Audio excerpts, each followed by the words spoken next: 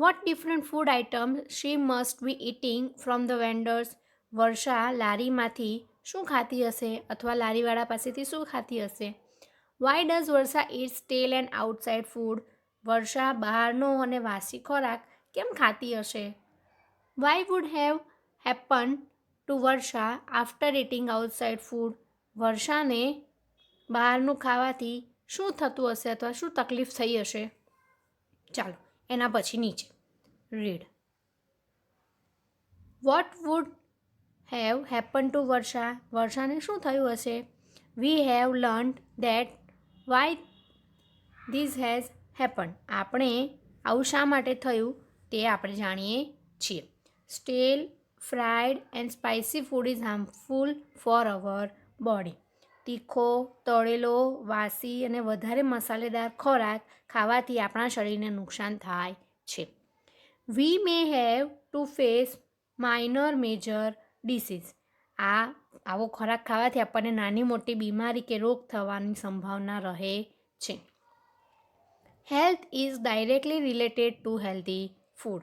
સ્વાસ્થ્યપ્રદ ખોરાક એ આરોગ્ય સાથે સીધો સંબંધ ધરાવે છે. આપણે જેવો ખોરાક ખાઈશું આપણે એવું સ્વાસ્થ્ય ધરાવીશું. આપણે સારો ખોરાક ખાઈશું તો આપણી હેલ્થ સારી રહેશે.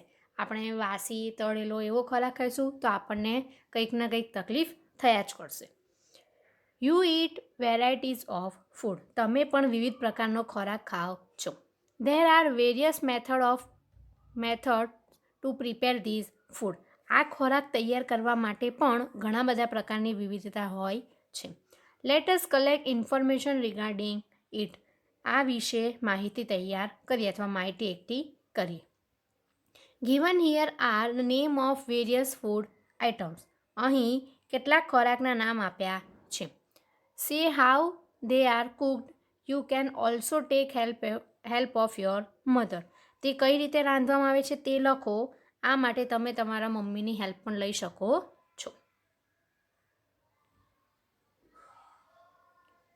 ચાલો સામે બોક્સ છે. જુઓ ડિટેલ્સ ઓફ ફૂડ. ખોરાકની વિગત. How is it cooked. તે કઈ રીતે રાંધવામાં આવે છે અથવા કઈ રીતે એને તૈયાર કરવામાં આવે છે. ડીપ ફ્રાય, બોઇલ, રોસ્ટિંગ કે ફ્રાય. તળીને, બાફીને, શેકીને કે પછી સાંતળીને. અહીંયા 3 આપ્યા છે, બાકીના 2 તમારે જાતે લખવાના છે. પહેલું છે ખીચડી. તો આપણે જાણીએ છીએ કે ખીચડી કઈ મેથડથી બને? બોઇલિંગ, બાફીને. બરાબર.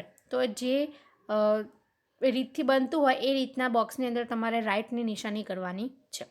એના પછી છે રોટલો કે રોટલી. શેના દ્વારા બને? રોસ્ટિંગ, શેકીને.